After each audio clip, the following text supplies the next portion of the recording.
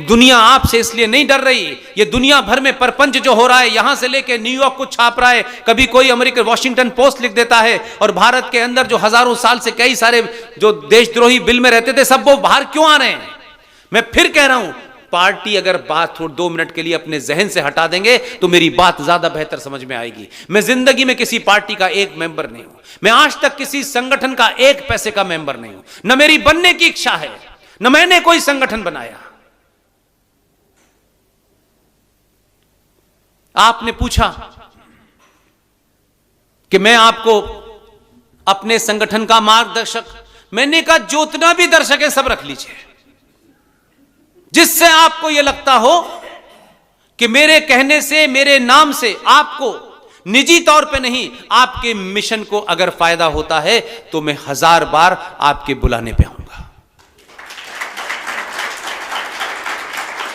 इसलिए लेकिन मैंने इनसे कहा कि जिस कथावाचक की कल्पना मेरे जहन में है, अगर इस देश में कथावाचक अपना काम कर रहे होते तो पुष्पेंद्र को यहां आने की जरूरत नहीं पड़ती, सुशील पंडित को जगह जगह जाकर नहीं पड़ती, RSN सिंह साहब को नहीं पड़ती, मेजर जनरल GD बख्शी को नहीं पड़ती, ललित अंबरदार नहीं आते, प्रोफेसर कपिल कुमार अपनी प्रोफेसरी छोड़ के सड़कों पे निकल के नहीं आते। हमको आना ही इसीलिए पड़ा कि सच बोलने से सब लोग डर रहे हैं, नफा नुकसान तोल रहे हैं। हमने पहले ही दिन कह दिया है कि हमें किसी पार्टी की सदस्यता नहीं चाहिए, हम किसी पार्टी के ऑफिस नहीं जाते। यह कोई घमंड नहीं है, हमने निश्चय किया है, हम ये मानते हैं। सत्ता में जाने के लिए तो लाइन लगती है, लोग टिकट लेने के भी पैसे देते हैं, मैंने सुना है। इसलिए कुछ लोग ऐसे होते हैं कि उनसे लोग कहते हैं आप हमारी टिकट ले लीजिए, इस टिकट का भी मान बढ़ जाएगा और पार्टी की इज्जत भी बढ़ जाएगी। जिस दिन ये ताकत अपने अंदर पैदा कर लेंगे, राजनीतिक दल आपके दरवाजे पर खटखटा के पूछेंगे। इसलिए समग्रता में समाज की सामूहिक शक्ति जो मेरे अंदर है, आपके अंदर है, उस गरीब के अंदर है जो रिक्शा चला रहा है, उस ठेले वाले के अंदर है, उस सब्जी वाले के अंदर है, उस फल वाले के अंदर है, वो आपका अपना भाई है।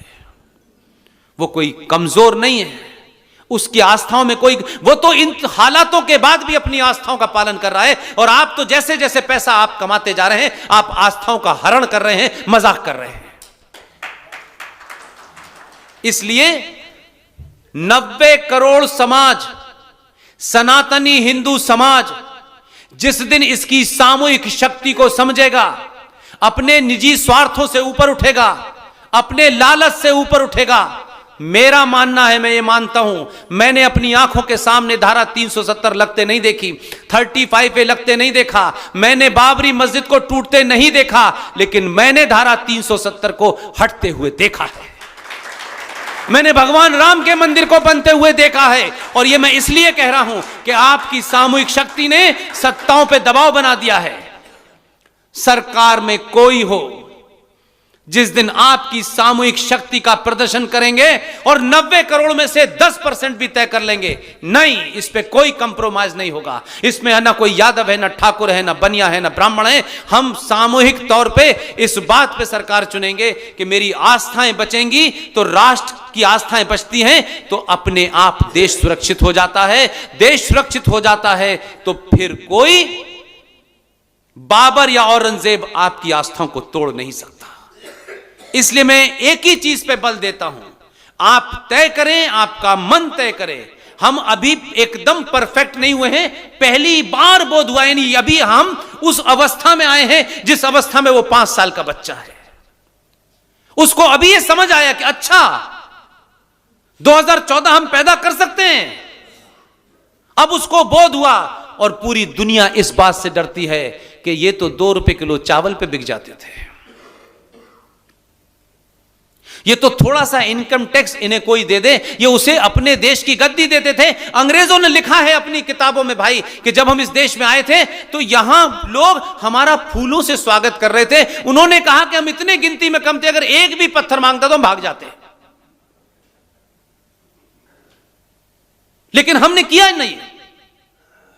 इसलिए समाज की सामूहिक शक्ति इतनी मैं कहता हूं सब लड़िए, जिसका दिल चाहे जो करिए।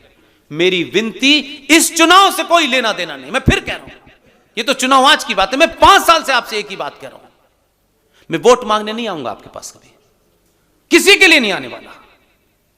मैं एक ही बात कहता हूं, अपनी शक्ति का जिस दिन भी आपने सार्वजनिक प्रदर्शन करेंगे, 2014 पैदा होगा।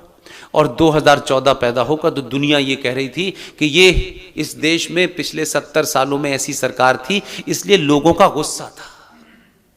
ये कोई हिंदू विंदू चक्कर नहीं है। ये बात अलग है कि वॉशिंगटन पोस्ट ने अपने एडिटोरियल में लिखा कि भारत में 70 साल के बाद पहली बार भारतीय सरकार बनी है। ये वॉशिंगटन पोस्ट लिख रहा था। हमारे यहां के महान पत्रकार कहां लिख पाएंगे ये बेचारे, उनकी तो दुकान बंद हो जाएगी। उन्होंने नहीं लिखा, लेकिन दुनिया ने सच लिखा। लेकिन आपको मैं मुबारकबाद 2014 के लिए नहीं देता, बिल्कुल नहीं देता, क्योंकि हम और आप उन लोगों में से हैं जो जरा सी गलती पे बड़ी सजा देते हैं। हम ये नहीं सोचते कि हम 5 लोगों का परिवार ढंग से नहीं चला पाते। बेटा नहीं सुनता, बेटी नहीं सुन रही, ये नहीं हो रहा, वो नहीं हो रहा, हम 5 लोगों का परिवार नहीं चला पाते। लेकिन इस देश के प्रधानमंत्री को सुबह शाम इतनी एडवाइस देते हैं। ये क्यों नहीं करा इन्होंने? ये तो कर देना चाहिए था। पता कुछ नहीं है, कुछ पता नहीं है कि भाई साहब क्या क्या प्रेशर है। 80 करोड़ लोगों को कोविड में खाना भी फ्री चाहिए, बिजली भी फ्री चाहिए, वो भी सस्ती होनी चाहिए, और मौका लगेगा तो टैक्स बचा लेने चाहिए। बिजली के तार जोड़ के इलीगल बिजली भी हम लेंगे, लेकिन हमें प्रधानमंत्री नरेंद्र मोदी को एडवाइस देना है। अमेरिका से कैसे संबंध रखे, पाकिस्तान से कब संबंध रखे, कब वहां जहाज उतारे, कब ना उतारे, यह काम उसी पर छोड़ दीजिए। इसलिए आपके ऊपर मुझे गर्व इसलिए है कि इस सभा में कौन किस जाति का मैं नहीं जानता। मुझे तो बेला जी ने इतनी बताया कि इतनी दूर दूर से लोग आए। जो भी मुझे सुनने आया उसके सामने मैं नतमस्तक होकर उसका प्रणाम करता हूं। लेकिन इस भारतीय राजनीति का जब भी इतिहास लिखा जाएगा, ध्यान रखिएगा, सनातनी हिंदू संस्कृति के बारे में जब भी बात होगी, सनातनी पुरुषार्थ की बात होगी, उसके गर्व की बात होगी, तो 2019 का जिक्र होगा। इसलिए कि आप वो समाज थे, पूरी दुनिया ने मान लिया था। इसलिए औरों के यहां 72 फिरके हैं, उसकी चर्चा किसी ने नहीं की। उनका यही सबसे आसानी से बिकने वाले लोग हैं। ये सेकंडों में बिक जाते हैं। इनको सस्ते में खरीद लो, ये तो खरीद आ जाते हैं। अपने ही बाप को, अपनी ही आस्थाओं को, अपने ही भगवान को गाली देने लगते हैं क्योंकि किसी पार्टी ने 5 रुपए दे दिए हैं इनको। इसलिए जिन लोगों के बारे में आप करें, कम से कम वो जैसे भी हैं पंचर जोड़ रहे हैं, लेकिन आस्थाओं पे अपना समझौता नहीं करते। वो गलत हो सही हो, वो एक अलग बात है। हमारे ही लोगों ने भगवान राम को गाली दी, हमारे ही लोगों ने भगवान कृष्ण को गाली दी, क्योंकि किसी सत्ता की दल से मिल जाने से 2-4 करोड़ रुपया मिल गया, उनका कुछ भी गाली दे दो। क्या कोई पैसा देगा तो मैं अपनी मां को गाली दे सकता हूं कि मेरी मां गरीब है? सनातनी हिंदू समाज को सोचना चाहिए कि हम 1947 से लेके 2022 आ गया, क्या कभी हमने सोचा, कभी उस तरफ हमारी निगाह गई या नहीं गई कि हम आज भी चोरी कर रहे हैं? 1947 के अंदर भारत में जितने वृद्धाश्रम थे, आज उससे 1000 गुना है। हिंदू सनातनियों ने तरक्की की, पैसा कमाया, लेकिन वो बुढ़ा बाप जो चपरासी था, जो वेटर था, वो अब हमारे घर की सजावट में फिट नहीं बैठ रहा है। वो मां जो अनपढ़ थी, हमने थोड़ी पढ़ाई की तरक्की कर ली, 4 कपड़े खरीदे, 2 गाड़ियां खरीद ली और एक पढ़ी लिखी लड़की से शादी कर ली।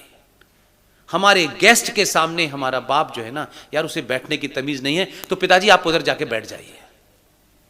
और फिर उस पिता को और मां को हमने तरक्की के नाम पे वृद्धाश्रम भेज दिया कि हम अमेरिका से डॉलर भेज देंगे, इनको खाना खिलाते रहना।